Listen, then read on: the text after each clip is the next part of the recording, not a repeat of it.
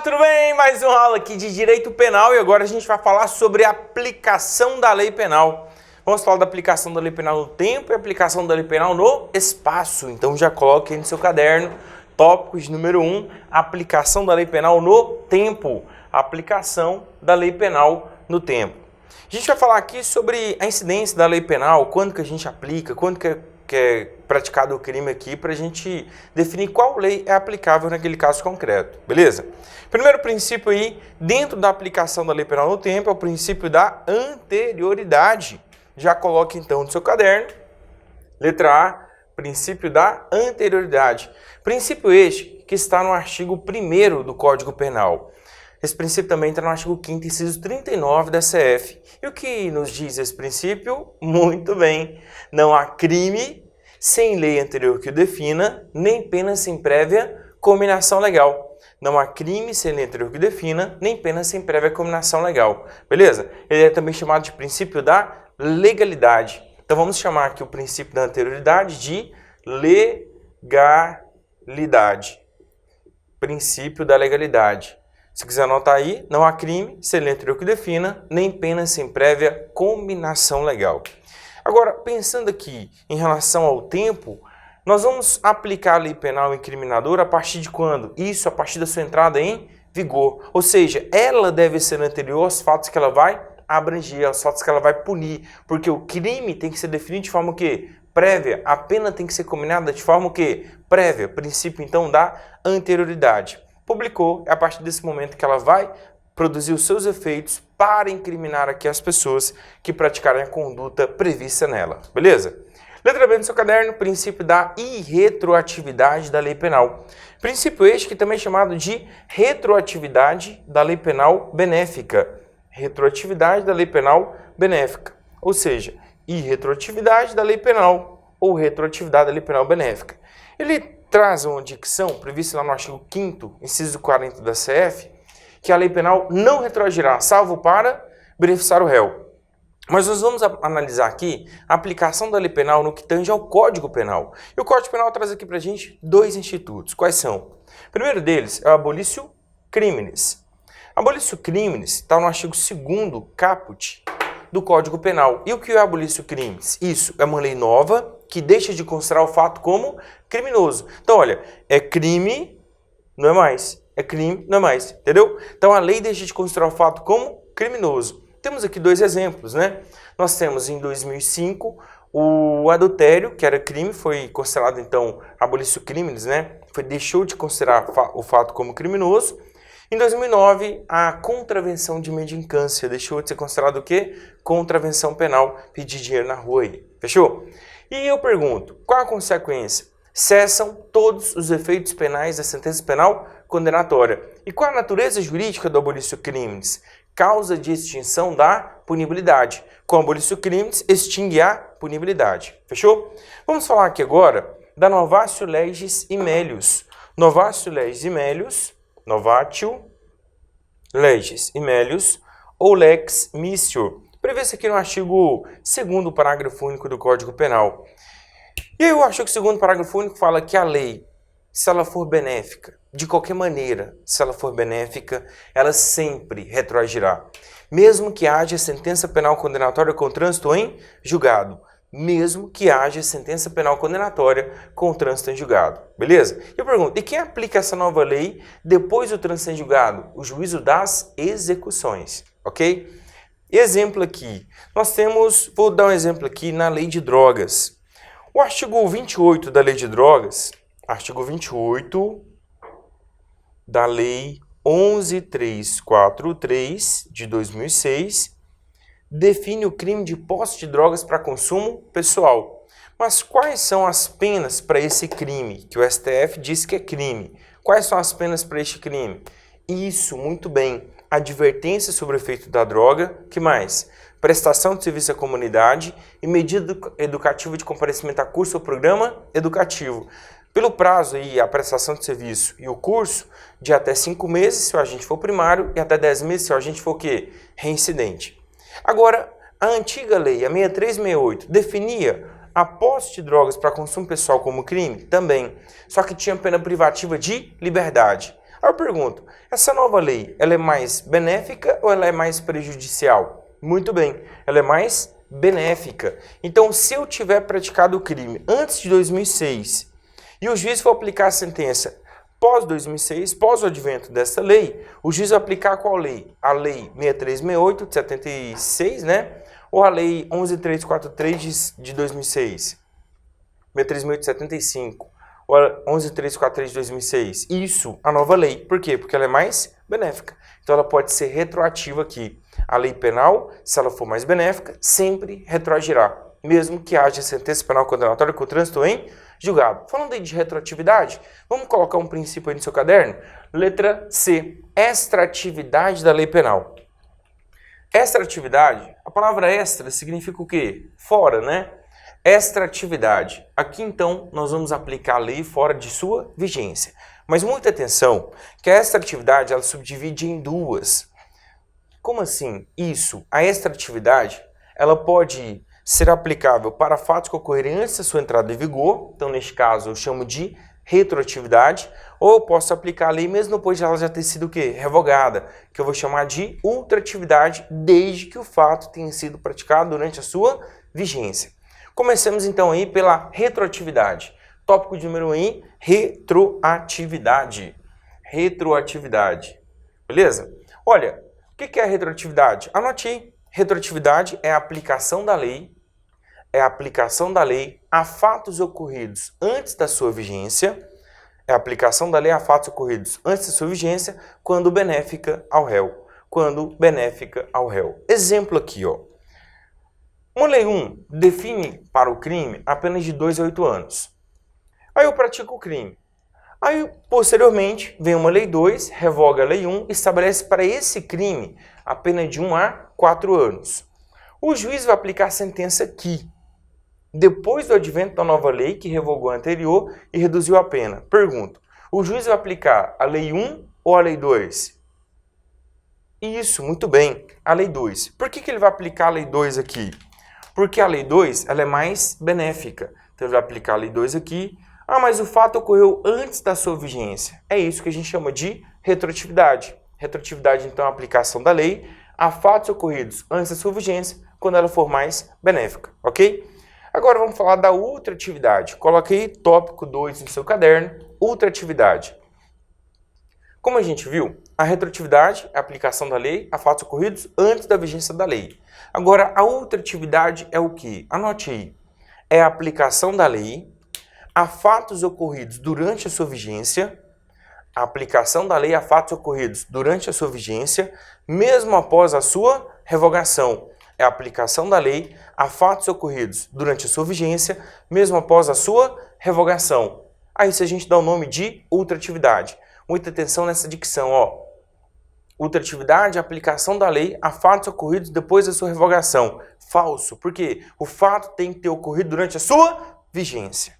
Aí nós vamos ressuscitar a lei para ser aplicada depois de ela já ter sido revogada, porque o crime ocorreu durante a sua vigência, entendeu? Isso é ultratividade. Vamos entender aqui. Olha, lei 1 define para o crime a pena de 1 a 4 anos. Eu pratiquei o crime, posteriormente entrou em vigor uma lei 2, cuja pena é de 2 a 8 anos, revogando a lei 1. Agora a pena é de 2 a 8 anos. O juiz vai aplicar a sentença aqui. Pergunto, o juiz vai aplicar qual lei? A lei 1 ou lei 2? Isso, muito bem. Ele vai aplicar a lei 2, não, lei 1. Por que lei 1? Porque o crime ocorreu durante a sua vigência. Ele vai aplicar aqui, ressuscitando essa lei, porque ela já foi revogada, tá? Porque o crime ocorreu durante a sua vigência. A isso a gente dá o nome de ultratividade.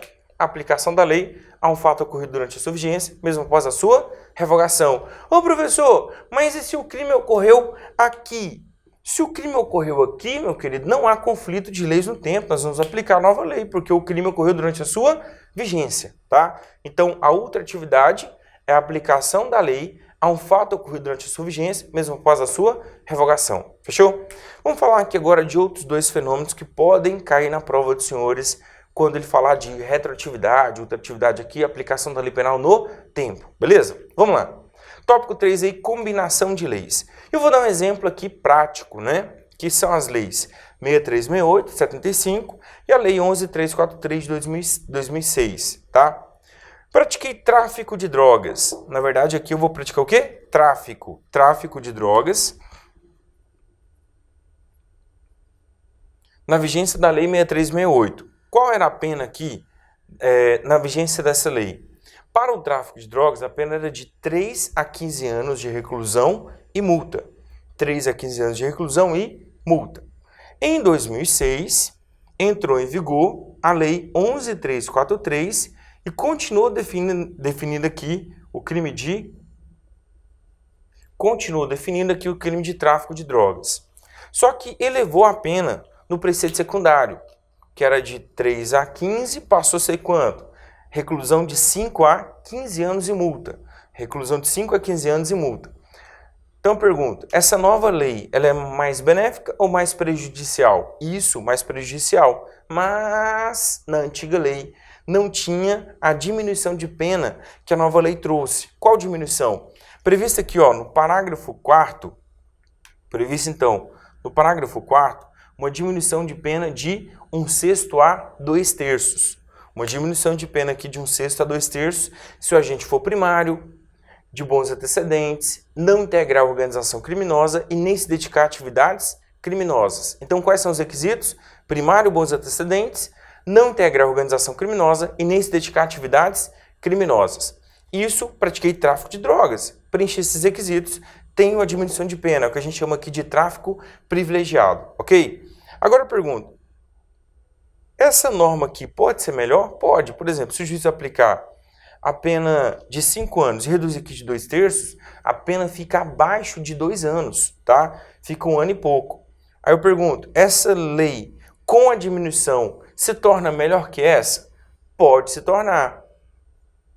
Mas fica um negócio bem melhor a gente fazer isso aqui, ó. Pegar essa pena e somar com essa diminuição aqui, ó. Somar então com essa diminuição. Não fica bem melhor? Fica. Pergunto, posso fazer isso? Posso fazer a combinação de leis? Não, não posso. Por quê? Porque eu estaria criando aqui uma lex tertia. Uma lex tertia. Lei terceira. Lei terceira é vedada. Viola o princípio da separação de poderes. Quem veda? STJ. É súmula do STJ.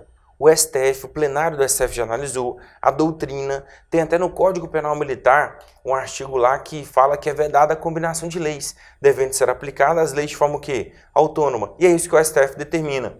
O juiz, nessa situação, quando ele for aplicar a sentença aqui, ele tem que aplicar as duas leis autonomamente. Essa lei aqui, fala assim, agora eu estou aplicando a lei 6368, primeira, segunda, terceira fase. Aí vai falar assim, agora eu estou aplicando a lei 11343, primeira, segunda, terceira fase e com a diminuição de pena. Aquela pena que ficar melhor no caso concreto é a que deve ser aplicada, tá? Quer anotar isso aí? Anote aí. De acordo com o STF, é vedada a combinação de leis, devendo o juiz aplicá-las autonomamente, e a que ficar melhor no caso concreto é a que prevalecerá. E a que ficar melhor no caso concreto é a que prevalecerá. Pode ser que essa fique melhor, porque a pena é de 3 anos. Pode ser que o juiz aqui aplique uma pena de 4, mas reduza aqui de 1/6 e a pena fique maior do que essa. Então, talvez essa não seja a melhor. Talvez ela seja melhor. Então, o juiz vai aplicar a que ficar melhor no caso concreto, nesse eventual conflito aparente de normas aqui no tempo, tá, pessoal? Porque é vedada a combinação de leis. Então, combinação de leis não pode, tá, pessoal? É vedado, vou até riscar aqui, ó. Lex tercia é vedada. Combinação de leis é vedada. Fechou? Esse você tem que saber para sua prova. E próximo ponto aqui, dentro da extratividade, vou falar da lei intermediária. Aqui é só para você saber que existe e se é permitido ou não. Vamos lá? Suponhamos que tem uma lei que prevê para o crime a pena de 2 a 8 anos. Eu pratiquei o crime aqui na vigência dessa lei. Aí vem uma lei 2 que revoga a lei 1 e define para este crime a pena de 1 a 4 anos. Se o juiz aplicar a sentença aqui, ele vai aplicar qual lei? Lei 1 ou lei 2? Isso, muito bem, lei 2. Por quê? Porque ela é mais benéfica, então ela retroagirá, ok?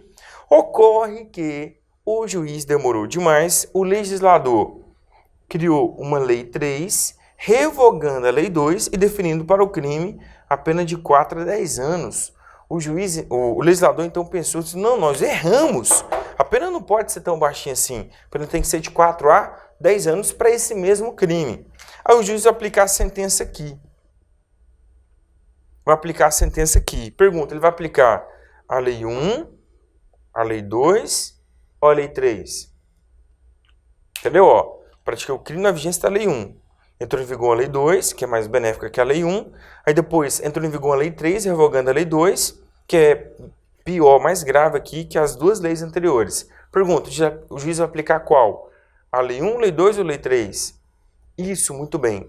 Se o juiz aplicasse a sentença aqui, não seria a lei 2? Pois é, ela continua sendo aplicável. Então vamos aplicar a lei 2. Nesse momento aqui, vamos ressuscitá-la. Então ela está sendo ultrativa? Sim. Só que ela é ao mesmo tempo retroativa, porque o crime ocorreu antes da sua vigência. Essa então é a chamada lei intermediária. Lei intermediária. Então eu pergunto, lei intermediária é admitida no direito brasileiro? Sim, tá? Que é uma lei que foi revogada por lei mais grave, mas por ser mais benéfica, ela será aplicada a um fato que ocorreu antes da sua vigência. Lei intermediária é admitida aqui no direito brasileiro, tá? Então, olha, a gente viu a retroatividade, lei benéfica, a nova lei mais benéfica. Ultratividade, a lei mais nova não é mais benéfica, ela é mais grave, por isso que eu ressuscito a anterior. Nós vimos aqui que é vedada a combinação de leis, mas é permitida a lei intermediária. Próximo tópico aí no seu caderno, lei temporária e lei excepcional.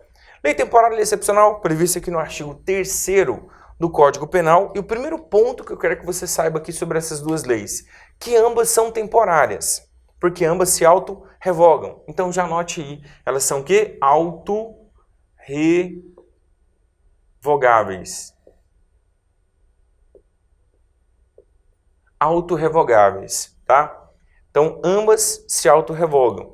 E ambas são excepcionais, porque ambas vêm para tratar de um assunto anormal. Então, por isso que elas são também o quê? Ultrativas. Então, elas são ultrativas. Então quer dizer que eu aplico a ultratividade não somente no caso de uma nova lei ser mais grave? Não, tá? Eu aplico a ultratividade também no caso de lei temporária e lei excepcional. Elas são autorrevogáveis, porque elas entram em vigor e elas mesmas se autorrevogam.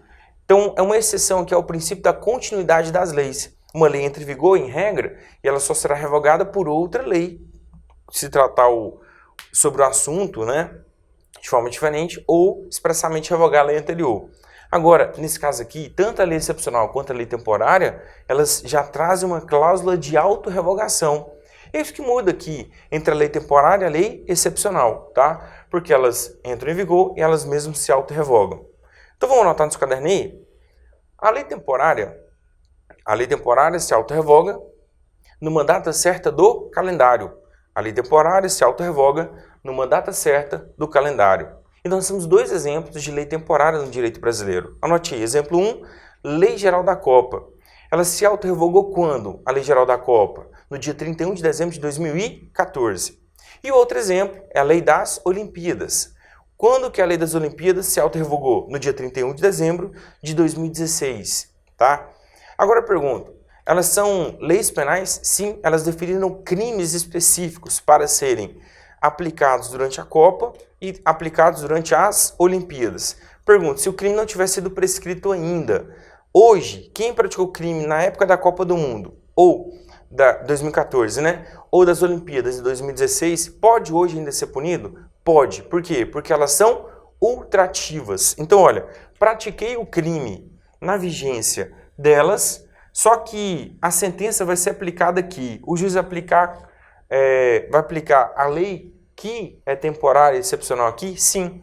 Ele vai aplicá-la nesse momento, porque o crime ocorreu durante a sua vigência, tá? Então, elas são ultrativas também. Então, anota aí, Agora, a gente já viu a cláusula de auto-revogação da temporária, né, da data certa do calendário. Agora, anota aí, lei excepcional. A lei excepcional se auto-revoga com a cessação da normalidade que ela veio regular. A lei excepcional se auto-revoga com a cessação de cessar, né? Cessação da normalidade que ela veio regular. Cessação é CSS, C cedilha, tá? CSS, C cedilha. Cessação da normalidade que ela veio regular. Exemplo, uma enchente brava e tal, um dilúvio, e a gente cria um tipo penal até que o nível das águas abaixe até tantos metros. Ou então a seca brava e a gente cria tipos penais até o nível dos rios subir até tantos metros, tá? Então, nós temos aí um evento futuro incerto, beleza? Essa então é a lei o quê? Excepcional, ok? Ela não é uma data certa. Agora eu pergunto, o Código Penal Militar em tempo de guerra é uma lei excepcional? Não. Por quê? Porque qual o conceito mesmo de lei excepcional? Aquela que se auto-revoga, com a cessação da normalidade que ela veio regular. E o Código Penal Militar em tempo de guerra ele está em vigor, ele só não está produzindo o quê? Efeitos. Agora eu vou trazer um exemplo aqui que a gente pode até tangenciar aí nesse caso, tá? Exemplo aqui, suponhamos que a gente declare guerra. Declaramos guerra. Vamos aplicar o Código Penal Militar em tempo de guerra.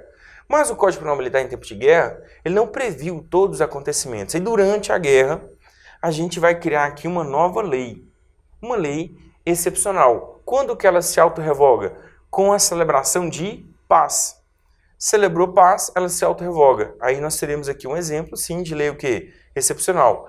Essa lei que foi criada aqui durante a guerra para punir algumas condutas que você visualizou durante a guerra, tá? Aí eu pergunto, mesmo depois da celebração de paz, podemos aplicá-la? Sim. Se o crime ocorreu aqui durante a sua vigência, vamos aplicá-la aqui no eventual sentença, né? Nesse momento, porque o crime ocorreu durante a sua vigência. Ficou claro? Tamo junto? Então esse seria um exemplo aí mais palpável para a gente pensar aqui em lei o quê? Excepcional. Lembrando que ambas são autorrevogáveis e ambas são ultrativas. Próximo tópico aí no seu caderno, tempo do crime. Letra E, tempo do crime, artigo 4º do Código Penal, tá? Pergunta, qual é o tempo do crime? Anote aí já, considera-se praticado o crime no momento, e grifa o momento.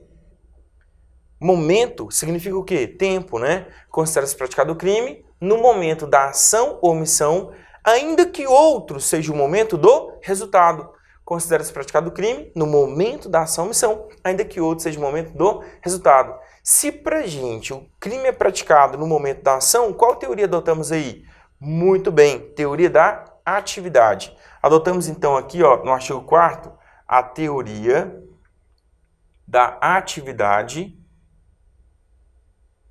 para definir o tempo do crime, o momento em que eu considero praticado o crime.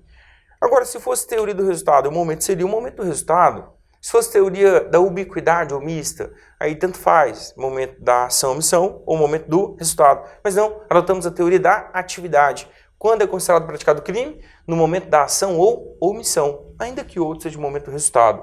Quando é relevante aqui definirmos a teoria? Muito bem, para esse caso aqui, ó, quando o indivíduo ele pratica uma conduta antes dos 18 anos de idade. Ele praticou a conduta foi praticada aqui quando ele tinha 17 anos. Só que o resultado ocorreu, foi produzido aqui, o crime se consumou somente quando ele completou 18 anos. Conduta com 17, resultado com 18. Agora eu quero saber qual o momento que eu considero praticado o crime. Isso, muito bem, o momento da conduta. Por que isso é importante? Para a gente definir qual lei eu vou aplicar. Neste caso, eu vou aplicar o Código Penal? Não. Neste caso aqui, eu vou aplicar o ECA. Vou aplicar o ECA. Ah, mas o crime se consumou quando ele tinha 18. Mas qual o momento que é considerado praticado o crime? Momento da ação ou omissão. Ainda que outro seja o momento do resultado. Fechou? Agora, se adotássemos a teoria do resultado, aí aplicaríamos aqui o Código Penal. Beleza? Mas não adotamos a teoria do resultado. Adotamos a teoria da atividade. ECA, ok?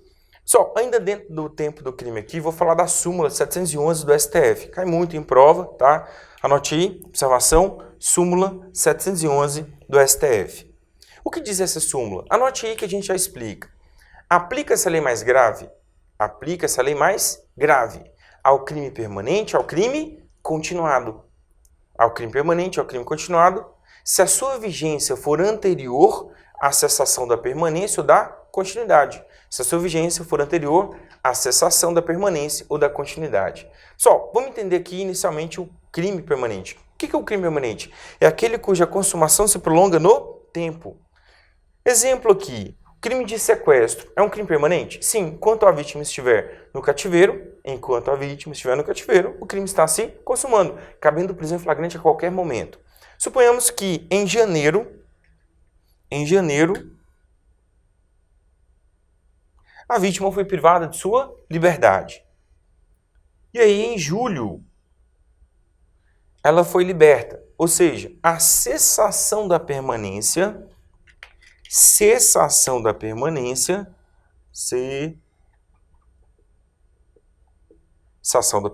ocorreu em julho. Iniciou a permanência em janeiro. A qualquer momento aqui caberia prisão em flagrante? Sim.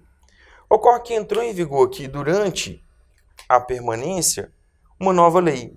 Uma nova lei que, inclusive, aumentou a pena do crime. A pena era de 1 a 4, passou-se de 2 a 8. Aqui era de 1 a 4 e passou a ser de 2 a 8. Pergunto, qual lei a gente aplica? Isso, essa lei nova aqui, ó, que aumentou a pena. Quem diz isso? A súmula 711 do STF. Ele fala que aplica essa nova lei mesmo que ela seja mais grave ao crime permanente se a sua vigência ela entrou em vigor antes de cessar da permanência, que ocorreu aqui em julho. Beleza? Agora, o que é o crime continuado? Crime continuado é um concurso de crimes da mesma espécie, praticados com o mesmo modus operandi, mesmas circunstâncias de tempo e lugar. Não é um crime só, são vários crimes, mas o Código aplica a teoria da ficção jurídica. É como se fosse um crime só. Exemplo aqui, pratiquei vários crimes. Furto. Aí o Código aplica uma ficção jurídica aqui, que ele vai falar o seguinte. Neste caso, eu terei o crime seguinte como continuação do anterior. O crime seguinte como continuação do anterior. Então, pratiquei 5 crimes, 6 crimes, mas é como se fosse um crime só. A cessação da continuidade,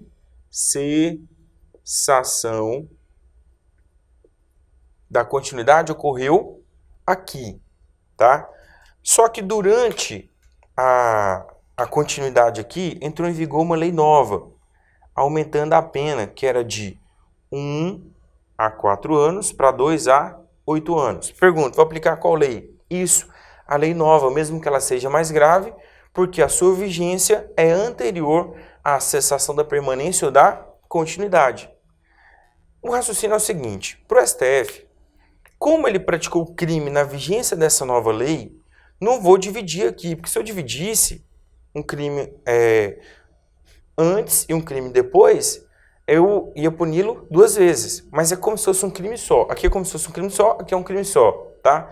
Então eu vou até esquecer o que aconteceu daqui para trás. Como o crime foi praticado durante sua vigência, eu aplico essa nova lei, mesmo que ela seja mais grave. Ficou claro aqui? Então aplica-se a lei mais grave ao crime permanente, ao crime continuado, se a sua vigência for anterior à cessação da permanência ou da continuidade. Ficou claro aqui? Espero que vocês tenham gostado, então já aperte o play na próxima aula aí. Até mais e tchau!